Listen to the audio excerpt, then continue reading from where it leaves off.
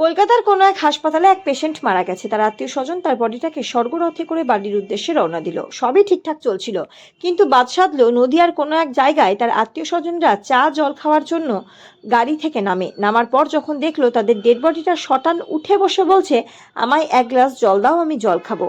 এটাও দেখতে বাকি ছিল, সেটাও দেখালো যে ডাক্তারবাবুরা যাকে মৃত বলে ঘোষণা করেছে, এখন সেই পেশেন্ট দিব্যে জ্যান্ত স্বর্গরথে করে সে তার বাড়ি যাচ্ছে।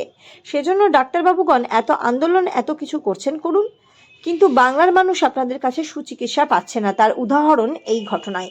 এরপর জনগণ কিছু বললে আপনারাই হরতাল ডাকবেন, মেডিকেল কলেজ হাসপাতাল বন্ধ করবেন, কত কিছুই না করবেন।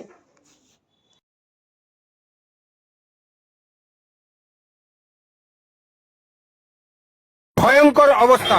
কলকাতার হসপিটালে মারা যাওয়ার পরে যখন নদিয়ায় নিয়ে যাচ্ছে নিজের বাড়িতে, রাস্তার মধ্যে লাশ উঠে বলে জল খাবো। দেখুন ভিডিওটি শেষ পর্যন্ত, কেমন ভয়ঙ্কর একটা ভিডিও তুলে ধরেছি।